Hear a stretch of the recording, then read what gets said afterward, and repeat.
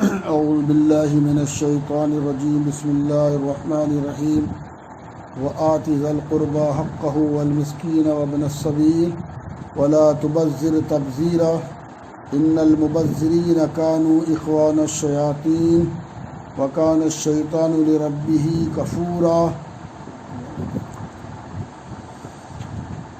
اور قرابت داروں کو اس کا حق دیتے رہنا اور محتاج اور مسافر کو بھی دیتے رہنا، اور بے موقع مت اڑانا، بے شک بے موقع اڑانے والے شیطان کے بھائی بند ہیں، اور شیطان اپنے پروردگار کا بڑا ناشکرا ہے۔ پچھلے کئی روز سے روزانہ اسراف اور تبذیر، امت مسلمہ اور مال کا غلط استعمال، کتاب و سنت کی روشنی میں اس پر بات چل رہی ہے۔ خدا کرے کہ اللہ تعالی ہمیں عقل سلیم عطا فرمائے اور عمل صالح کی اللہ تعالی ہم سب کو توفیق عطا فرمائے۔ حضور اکرم صلی اللہ علیہ وسلم کے پاس ایک سائل آیا، آپ صلی اللہ علیہ وسلم نے فرمایا عثمان کے پاس چلے جاؤ۔ عثمان رضی اللہ تعالیٰ عنہ سے مانگنے گیا۔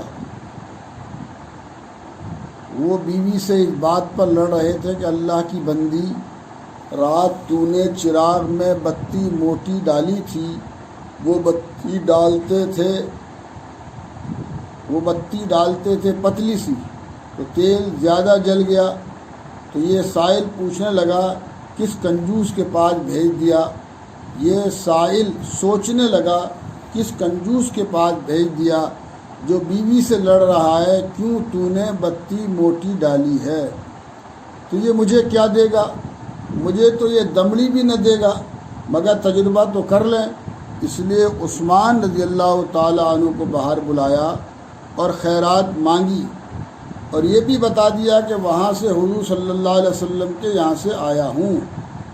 تو حضرت عثمان رضی اللہ تعالیٰ عنہ اندر گئے اور ایک تھیلی اٹھائی، نہ یہ پوچھا کہ کتنے چاہیے، نہ یہ پوچھا کہ تو کون ہے، 3000 درہم اٹھا کے دے دیے۔ وہ حیران ہو کر کہنے لگا ایک بات تو بتاؤ، کہا کیا؟ کہنے لگا یہی کہ مجھے تو آپ نے اتنے دے دیے کہ میری اگلی نسل کو بھی کافی ہیں، اور خود بیوی سے لڑ رہے تھے کہ بتی موٹی کیوں کر دی۔ کہنے لگے وہ اپنی ذات پر خرچ تھا، اس میں فضول خرچی نہیں ہونی چاہیے، اور وہ تو پھونک کر کرنا ہے، کیونکہ روشنی تو پتلی اور باریک بتی سے بھی ہو سکتی ہے، اور یہ تجھے دے رہا ہوں بلکہ اللہ کو دے رہا ہوں، تو تو ایک بیچ میں واسطہ ہے، بلکہ اللہ کو دے رہا ہوں، جتنا دے دوں تھوڑا ہے۔ من یقرض اللہ قرضا حسنا، کون ہے ایمان والا، کون ہے ایمان والی جو اللہ تبارک و تعالی کو قرض حسنا دے؟ جی، یعنی یہاں جتنا دو گے کل آخرت میں اس کا 70 گنا، اور اس سے جتنا زیادہ اللہ چاہے عطا کر سکتا ہے۔ تو وہ تو ایک طریقے سے بینک بیلنس ہے، اللہ کے خزانے میں جمع ہو رہا ہے، اور وہاں اس بینک میں کوئی گھوٹالے کا امکان نہیں ہے، کوئی نقصان کا امکان نہیں ہے، اور کوئی دھوکہ دھڑی کا امکان نہیں ہے۔ یہ تھے اصحاب رسول اللہ صلی اللہ علیہ وسلم اور ایمان والے کہ اپنی ذات کے لیے اتنے سادہ، اور اللہ کے راستے میں جان مال خرچ کرنے کے لیے سب سے آگے۔ ناجائز خرچ کے نقصانات، ایک بزرگ سے شادی کے متعلق کسی نے بتایا کہ اتنے لاکھ روپے شادی میں خرچ ہوئے۔ ارشاد فرمایا کہ جناب رسول اللہ صلی اللہ علیہ وسلم نے جو کچھ بھی ارشاد فرمایا بالکل صحیح اور برحق ہے، کسی کی بھی سمجھ میں آئے یا نہ آئے، ارشاد عالی ہے۔ اعظم النکاح برکتاً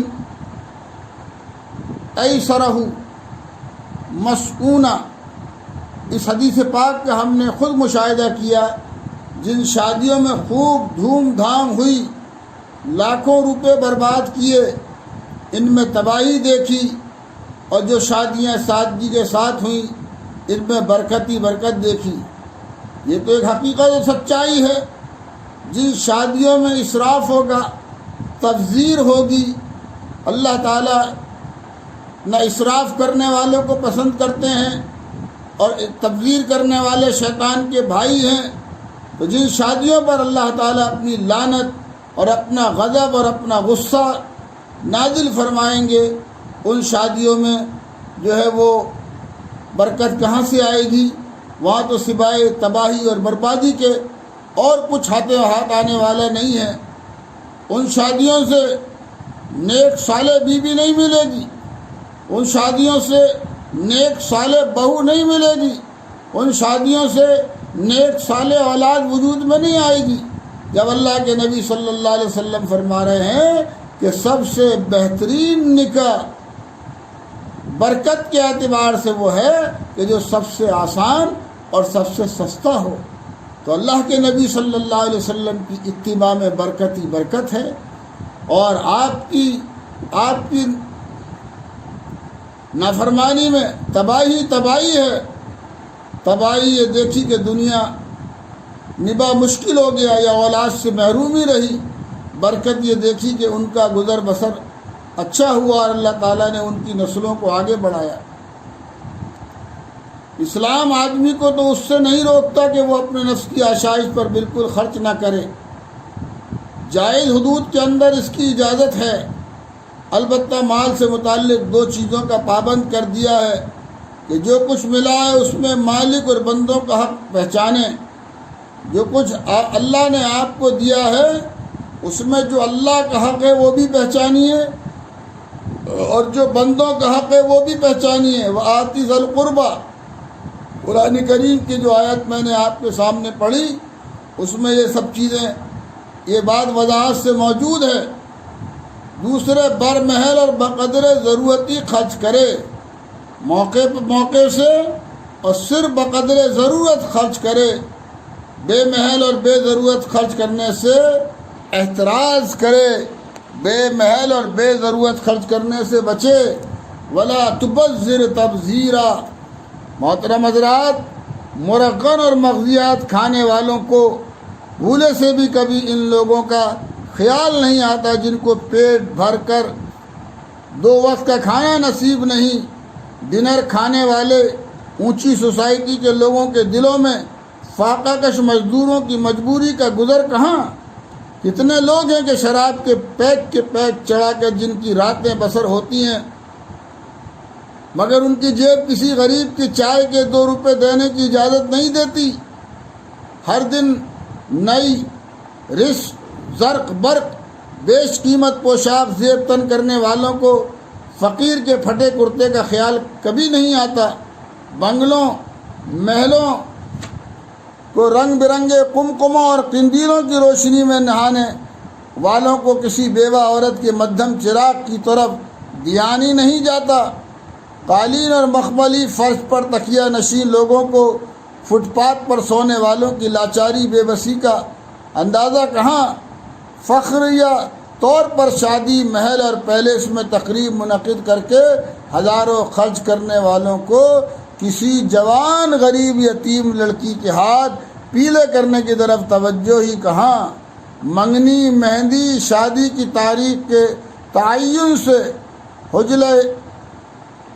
حجلہ عروسی تک اور گھوڑے پر سوار دولہا کے ہر بڑھتے قدم اور ایک لمحے کی فوٹوگرافی پر خرچ کرنے والوں کو مسجد کی ٹوٹی چٹائیوں کی اب پرواہ کہاں؟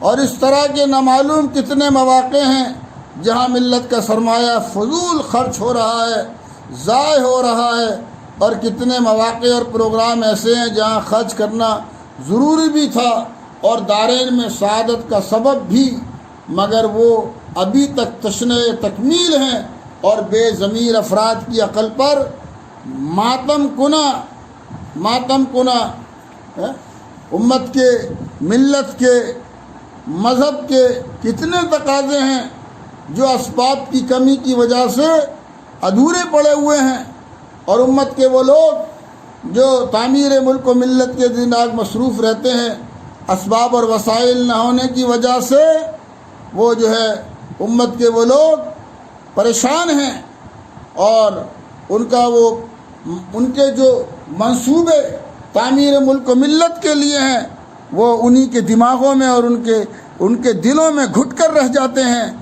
اور امت کے اکثریت جو ہے وہ اپنی جان اور مال کو اسراف و تبذیر میں خرچ کر رہی ہے اور احساس تک نہیں رہا۔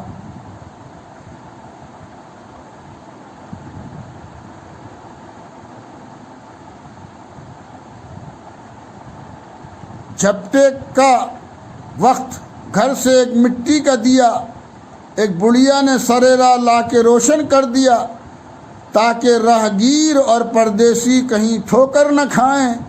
راہ سے آسماں گزر جائے ہر ایک چھوٹا بڑا، راہ سے آساں گزر جائے ہر ایک چھوٹا بڑا، یہ بہتر ہے ان جھاڑوں سے اور فانوس سے، روشنی محلوں کے اندر ہی رہی جن کی صدا۔ جھاڑ فانوس آپ نے لگائے ہیں اور آپ کے مکان کے دروازے پر اندھیرا ہی اندھیرا ہے، راہگیریں ٹھوکر کھا کھا کر گزر رہے ہیں، اور ایک غریب اپنے دروازے پر ایک چراغ جلا کر اس لیے رکھ رہا ہے کہ کوئی گزرنے والا یہاں سے گزرے تو اس کو ٹھوکر نہ لگے۔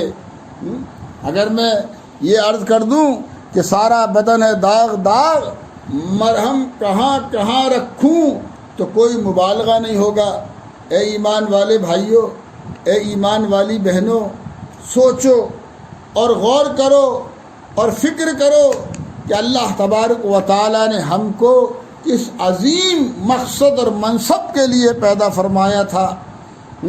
اللہ تبارک و تعالیٰ نے ہمیں کنتم خیر امہ، بہترین امت کا لقب دے کر انسانیت کا امام بنا کر دنیا میں بھیجا، اور جناب محمد رسول اللہ صلی اللہ علیہ وسلم کا نمونہ عمل اللہ نے ہم کو عطا کیا، اور ہم جو ہے وہ راستے سے بھٹک گئے، اور ہم جو ہے بترسم کے نہ رسی کعبہ را اے اعرابی کہ این راہ تم روی بترکستاس، مجھے ڈر ہے کہ اے دیہاتی اے بدو تو بیت اللہ تک نہیں پہنچ سکتا، اس لیے کہ جو راستہ تو نے اختیار کیا ہے وہ بیت اللہ کو نہیں جا رہا ہے، وہ ترکستان کو جا رہا ہے۔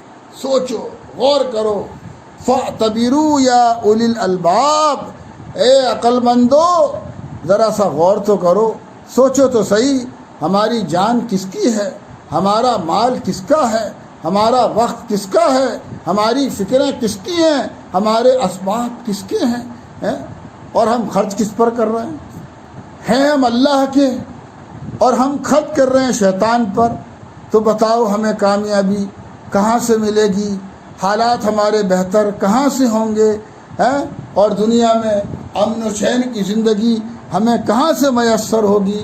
ہمیں پھر لوٹنا ہوگا کتاب اللہ کی طرف، ہمیں لوٹنا ہوگا سنت رسول اللہ کی طرف، ہمیں لوٹنا ہوگا اللہ کی طرف، ہمیں لوٹنا ہوگا رسول اللہ صلی اللہ علیہ وسلم کی طرف۔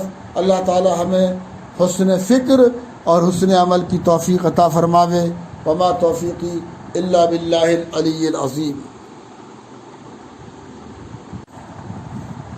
اعوذ باللہ من الشیطان الرجیم، بسم اللہ الرحمن الرحیم۔